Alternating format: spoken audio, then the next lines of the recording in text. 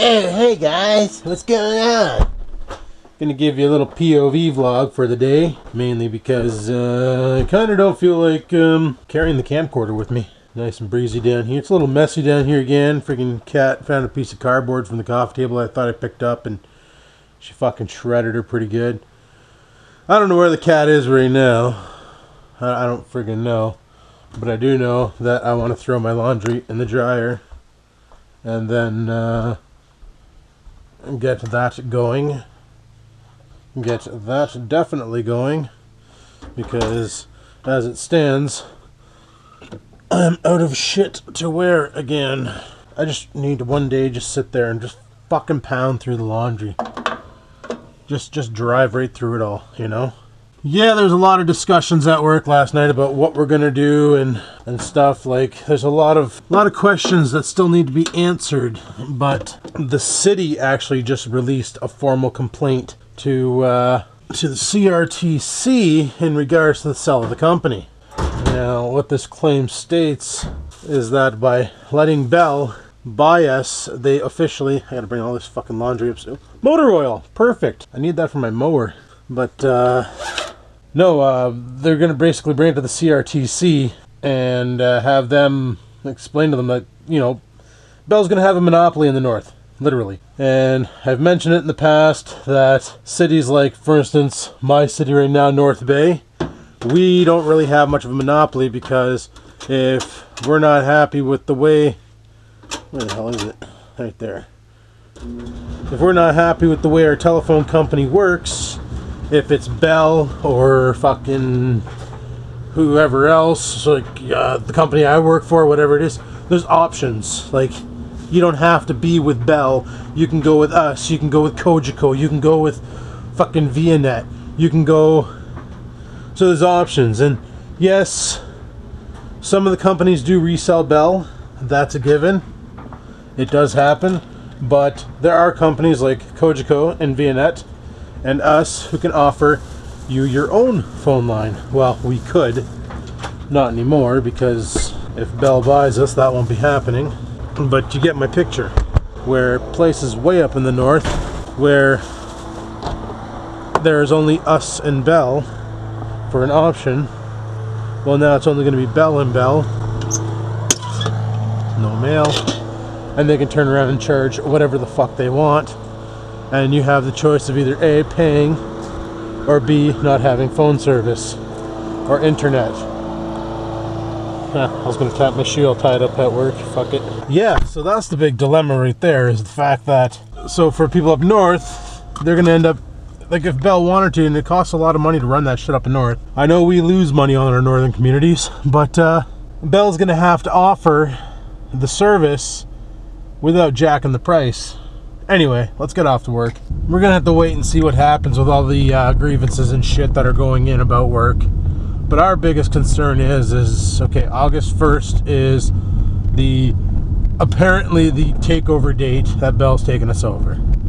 And 24 months after that, they're going to start cutting jobs. They're cutting the workforce in half. There's about 1,250 people. Yeah, 1,250, what? No, 125 people who work for the company direct, and they want to axe half of the jobs, so about 60 jobs. Now, we know that they want to keep half of the help desk, but what we don't know is, A, for how long, B, if you axe us later on down the road, are you going to give us the same severance you're giving us now? You know, like, are we just going to end up adding some more time to it so it's a bigger number in the end? What are we going to get paid? We don't even know if they're going to keep our current pay rate, or if they're going to bring us down to their tax levels, or what. Because, yep. So there's like all these questions that we need to know before we decide if we're staying or going. Because honestly, if it turns out where they're going to be like, well, yeah, you're going to work, but instead of working 40 hours a week, we're only going to have you working 30 hours a week. And we're only going to pay you $14 an hour, then I'm going to tell them no, because if I'm going to work for $14 an hour, I'm not going to be doing the same job I'm doing now, because Sure, it's not that hard of a job you'd probably think, walking people through troubleshooting over a phone, but let me tell you, there are some seriously bad... I forgot my phone at home again. Fuck. Oh well, whatever. Don't need it. But there are some seriously dumb fucks out there that, like, oh my god. That's like my... And the reason why I just thought my cell phone is this statement I saw yesterday. This is the era of smartphones and stupid people. That's right, people. And the problem is it's the people who grew up while computers were in development, thinking that they were no good and they would never make it or anything. Those are the people that are currently conundrum and confounded and right fucking dickered with all this electronic nonsense with computers and stuff. They're the ones who just can't grasp it. For some reason, they're the ones who call in and say, hey, my internet doesn't work. Can you go into the back room and flick my switch? Because, you know, that's how internet works. Is it's a fucking light switch. Your name's on it, written on some shitty masking tape with a Sharpie. And when we want to cut you off, we just go into that back room and find your switch and then just fucking flicker to the off position. And your internet turns off like a bulb. That's exactly... That light on your modem, that internet light, that's controlled by a light switch at our central office. Apparently. Oh, and this just in, apparently the internet's just a bunch of fucking tubes. Yup. And sometimes they get right clogged with somebody's email. Like, oh man, I could actually probably, if I could animate, I could probably design a cartoon with all the bullshit that we hear at work, and it could probably be pretty funny. And I could probably do an easy 7 seasons of it. But I suck at animation. Laidlaw. So my buddy made some stickers. I'm supposed to be getting one. I showed him my friend's Facebook post, and he's like, holy shit, that's hilarious. So he drives a Malibu, and his Malibu's been into the shop for a couple recalls already. But they didn't have the parts, so he's got to go back. He brought it in just to get confirmation. They said, yeah, but there's nothing they can do right now. He's got the same problem with his as I got with mine. The power steering's frazzled, ignition's dicked, and there's a problem with the transmission where sometimes when you put it into drive, it slips out of gear. So you got to pop her into manual mode and slap the fucking shifter around like a little hooker. So that kind of sucks. I haven't had that problem happen yet. But if I'm ever driving and all of it... Nice fucking U-turn, bro. Guess you forgot your shit. Fucking dual coolers on the back. That is neat. Dual coolers and a propane tank right on the back of the truck. Somebody rear ends that guy, it's going to be fucking beautiful. But, yeah, once these cars realize it's go time.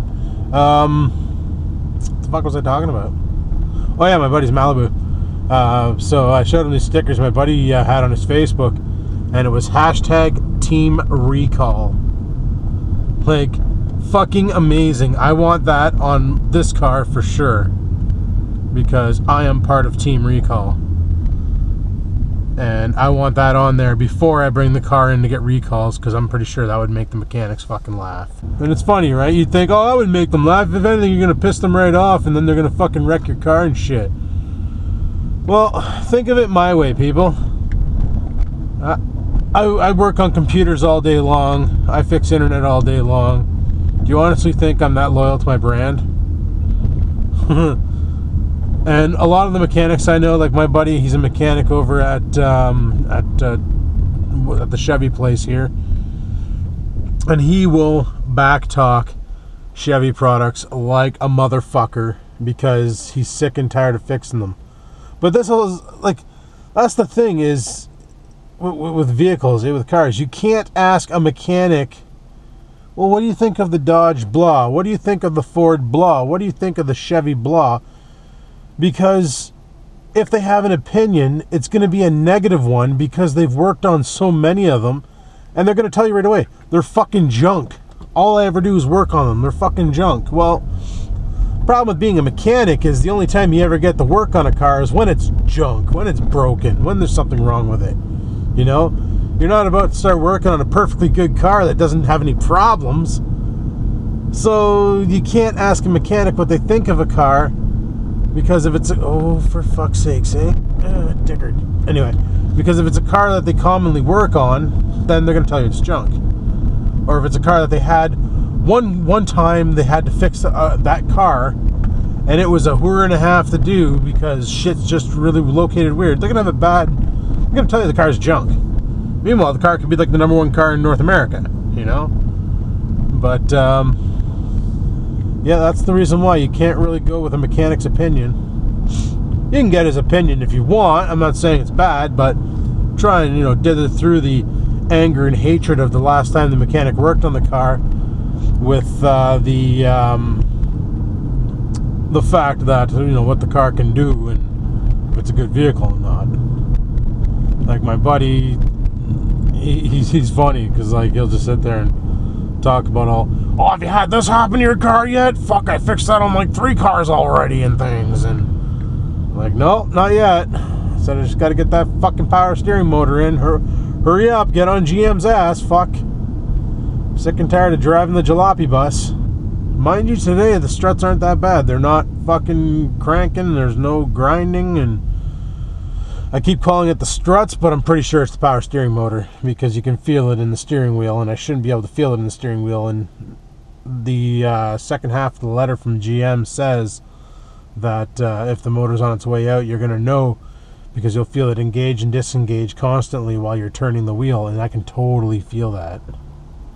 So if it fails, not a big deal. I just go back to Armstrong steering, you know, drop the E-dart and fucking two-hand the wheel and just crank her around.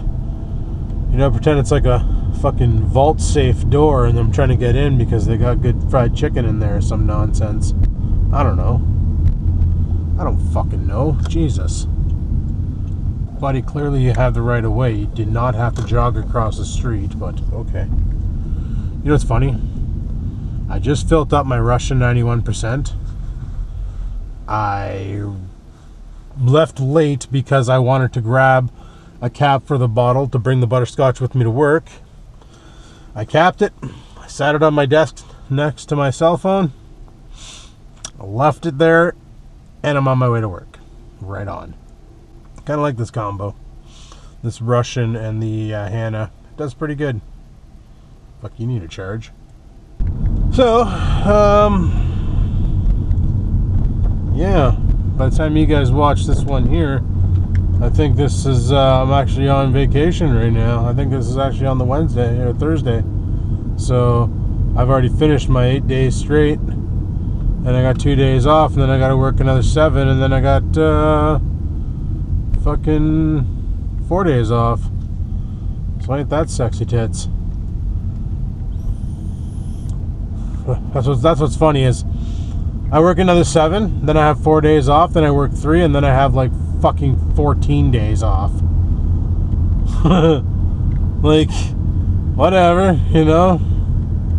Hopefully not mid my vacation the company decides to sell, because that would totally suck my balls. Oh boy.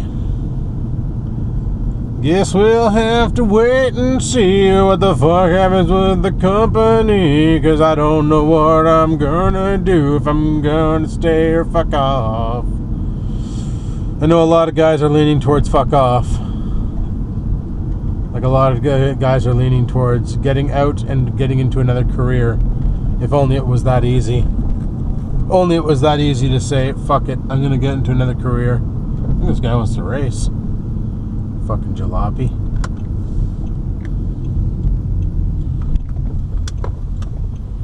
Anyway, we're at work, but yeah, a lot of guys are talking about just taking the buyout and friggin' off. And you know, after I had my friend read over the contract agreement, because he's a lawyer and shit, he read it over and he said to me, he's like, listen, he's like, do not sign this contract at any given time because you fucking wait. And I'm like, well, what do you mean wait? What do I gotta wait for? And he's like, you wait and find out more information. He goes, like I told you guys earlier, we don't know what, when, where, how much, you know, what are they gonna pay us, what's really going on. He's like, wait until they tell you what's really going on and then decide what you want to do. He goes, also make sure that the severance is going to be cumulative and that your current year's experience with the company is carried over into Bell, boosting your seniority. He said if they don't do that, he goes, don't jump in there. It's no different than getting another job. And he knows that I really want to move to London and things and start a new life and just go from there. So he's like, if you're going to start a new job making shit wage, you might as well just take your buyout, sell all your assets here in North Bay and or rent them out, whatever, and move to London and then do what you want to do. So I got some thinking to do about what I'm going to do, and I don't have much time to do it. That's the problem. So we'll have to figure shit out and go from there. But yeah, people, that's my POV vlog for this, whatever the frig day it is. I'm recording this on a Wednesday, but I don't think it is a Wednesday right now. But we're at work. I'm going to head her inside, get this shift over with, and see what the what is, and go from there. So hopefully you enjoyed this POV vlog. Hopefully I didn't give you guys all fucking, you know, some motion sickness and shit. I'm trying to work on keeping my head stiffer when I look at things, not look with my eyeballs. Keep my eyeballs straight and turn my head to look around and see what's really going on. And other things. So, yeah. Until next time, guys. Keep on vlogging.